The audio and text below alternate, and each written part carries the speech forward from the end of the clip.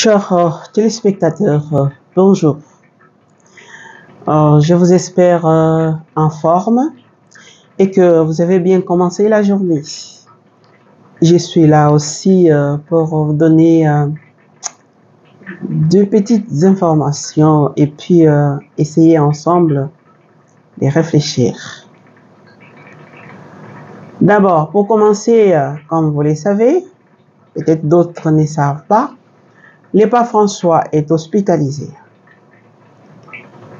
Doucement, malgré sa santé, le pape François dit qu'il continue à prier pour nous et nous devons prier pour lui. Nous prions pour que le Seigneur lui accorde toutes les facultés nécessaires, la santé, pourquoi pas, de continuer aussi la mission que le Seigneur lui a confiée. Hier d'ailleurs, tout en étant malade, il a essayé de traiter le dossier sur la béatification et les canonisations. Vous croyez que malgré qu'il est au lit, il ne peut pas réfléchir, mais il a travaillé sur les dossiers qui concernent les canonisations et les béatifications. Et aussi, il a convoqué un consistoire. Nous ne savons pas encore la date, mais on nous dira, la presse vaticane nous dira quand ça pourra se faire. Mais en attendant, nous continuons à prier pour le pape François. Je me suis dit quand même, si nous pouvons réfléchir sur ce qu'est la sainteté. Puisque nous avons l'habitude de regarder les autres avec un œil ou un regard de jugement. Ce qui fait que nous pouvons avoir les saints autour de nous, mais nous ne voyons pas ça, puisque nous sommes habitués de regarder les autres avec sévérité, avec jugement. Un saint n'est pas ni un héros, ni un homme parfait. Il est, en témoignant de sa vie, un reflet de la grande lumière et de la sainteté divine. Un saint, donc c'est la personne qui a découvert l'amour de Dieu pour les hommes. Et il a répondu à cet amour de sa manière, en mettant en avant ses talents et ses qualités. Donc, souvent, les gens qui vivent avec nous, qui sont devant nous, ils peuvent initier une chose magnifique. Mais puisque nous les regardons avec jugement, avant même que la chose peut-être soit réalisée, nous les condamnons avant tout. Même dans nos familles, ça arrive. On regarde les autres, les voisins, etc. Et si on changeait les regards sur les autres, si on changeait les regards sur les autres, beaucoup de choses pourront s'arranger facilement. Mais nous avons tellement l'habitude de nous juger. Et ce qui est grave, on veut mettre tout le monde dans la même marmite. Même en famille, nous sommes différents. Même en famille, nous pensons différemment. Puis, et pourtant, nous sommes les enfants des mêmes pères, des mêmes mères. Aujourd'hui, au sein même de la famille, on trouve qui va dans telle église. C'est ça, être libre d'adhérer, libre dans sa foi, libre de croire. Mais aujourd'hui, en République démocratique du Congo, avec tout ce qui se passe, on a l'impression que certaines personnes veulent obliger les gens de penser comme eux. Donc, il n'y a pas la démocratie dans la manière de penser. C'est la pensée unique. Tout le monde doit penser comme moi. Non. Laissez les autres libres de penser ce qu'ils pensent. S'il y a une initiative qui a commencé, laissez-la. Pourquoi mettre des bâtons comme ça pour empêcher cette initiative.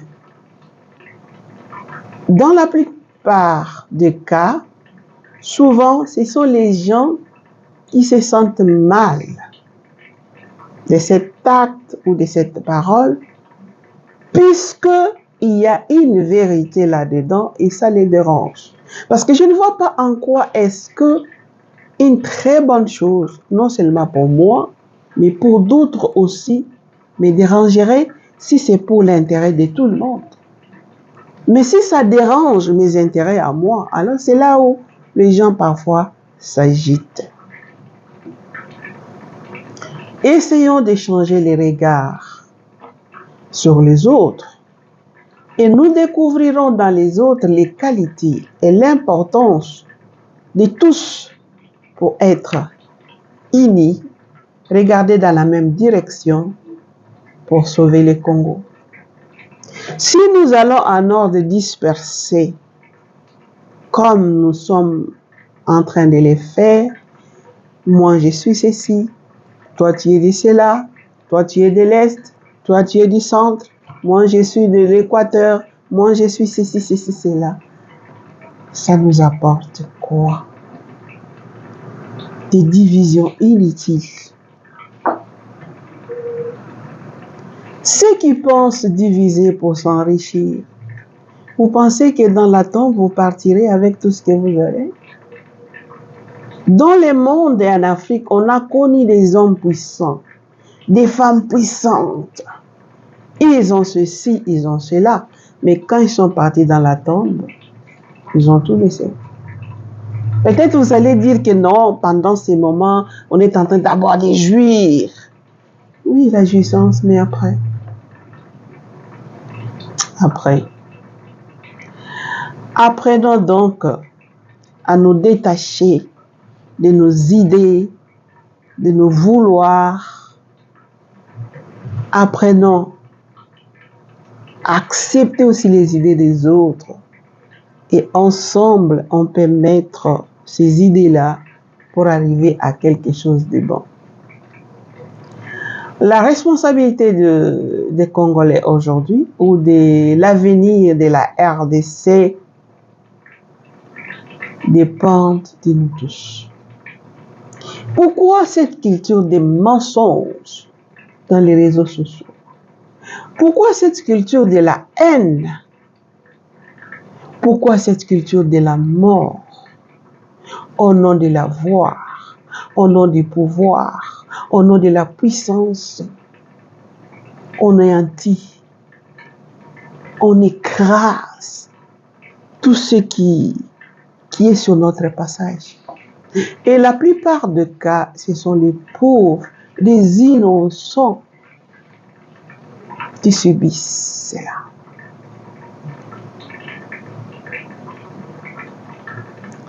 Un jour ou l'autre, nous serons appelés à témoigner, à nous justifier, si pas ici-bas, là en haut, devant le Seigneur. Chacun dira ce qu'il a fait.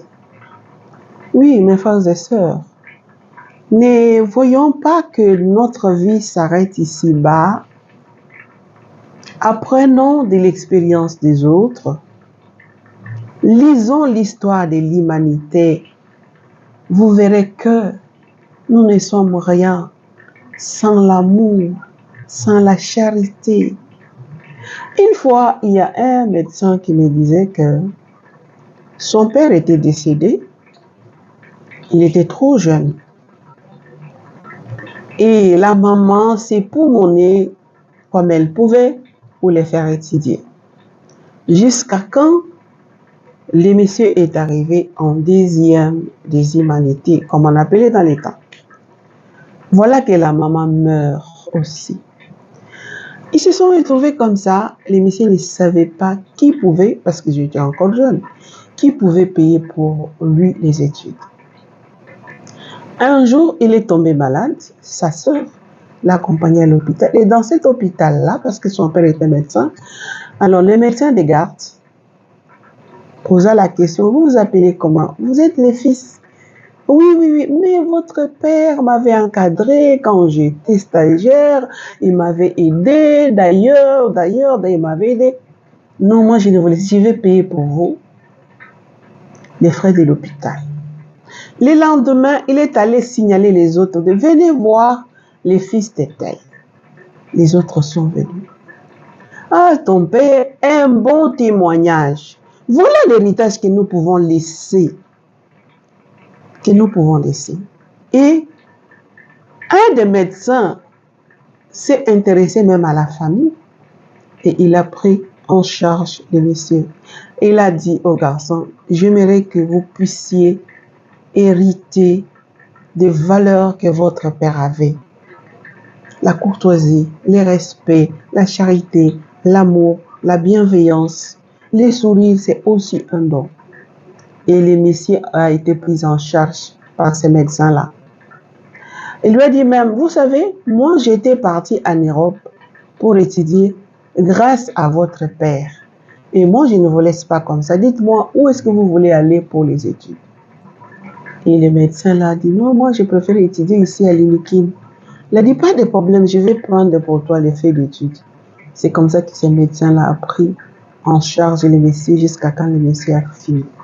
Il a dit, à cause de l'héritage de mon père, la bienveillance, l'amour, il n'a pas dit parce que mon père avait laissé je ne sais pas de quoi.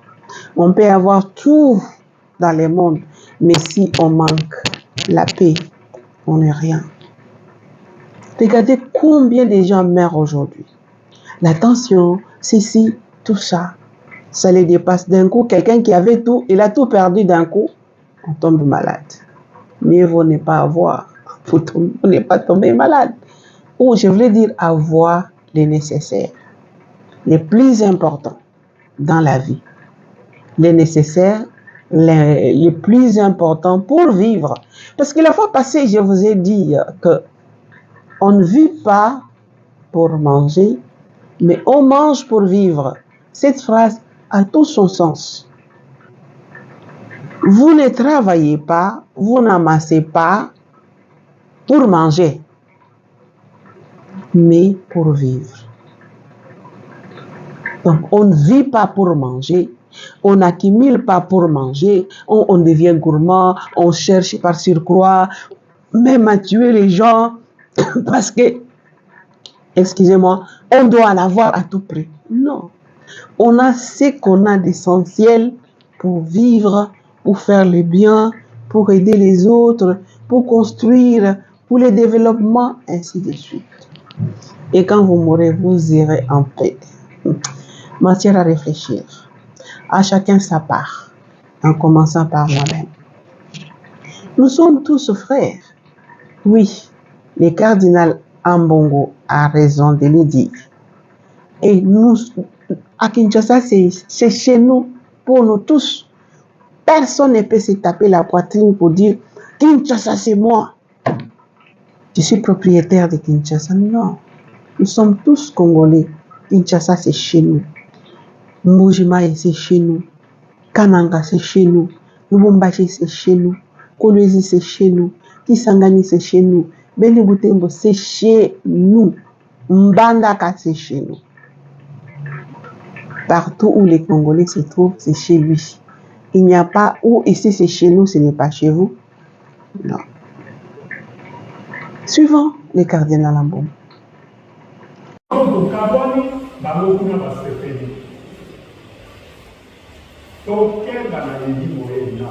mingi pensa biso bana ya Kinshasa. Kinshasa ezali capitale ya Congo.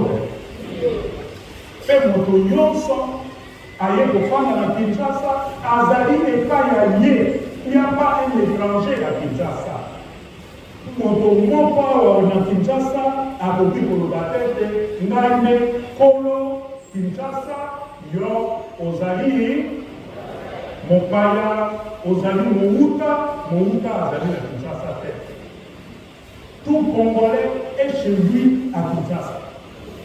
Quelle que soit son origine, quelle que soit sa langue, c'est notre capitale.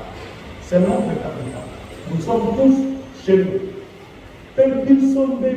Kinshasa, tosengeli tosalisa bandeko basusu bazali na province bamono te, kasi bango kuna na Kinshasa makambo ya bokabwani ezali te. Biso nde tosengeli topesa ndakisa ye na kitoko mingi mpenza. Biso bakatolika, biso bakatolika po tomonoko mateya bato basusu bamipesi titre ya pasteur, nzoka nde bazali bapasteur te. Ce sont des charlatans qui divisent le peuple. Pe okomona moto atelemi pe okombo ya Nzambe Biblia na maboko pe azali koteya bokabwani.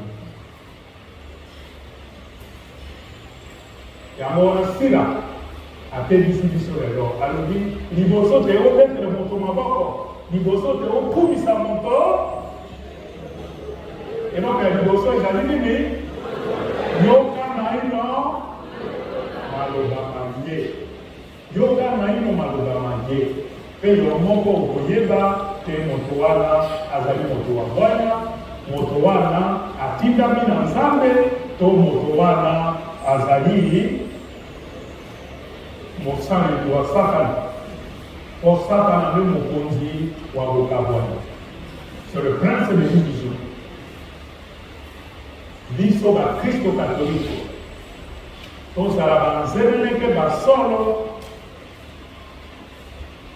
babondeko babolingo mpe tolakisa te biso na bakominote ya biso ba Kristo Katoliko tolinganaka mpe totalanaka lokola bandeko, totalaka bato, totalaka bilongi ya bato te. Zambi biso banso tozali bana batata moko. Grâce ya Eucharistie ya lelo esalisa biso mpe lokola nalobaki oyo batela ya misa tosambela po ya mosantu papa azali na lopitalo mpe rapport médical batindelaka biso mokolo na mokolo ezali kolakisa te abimi na ino na likama te, abimi na ino te, mpe moto azali na condition wana asengeli na losambo ya biso tosambela mpona ye. Nzambe apesa ye nzoto kolongolo, Nzambe apesa ye nguya ya koyamba pasi, ye moko azali mpe moto lokola biso basi. Soki ngonga ya pasi yeye ayamba mpe yango na boyambi e na elikya. Que pensez-vous de ce que le cardinal Mongo vient de dire? À chacun de conclure. Merci, au revoir et à très bientôt. Merci.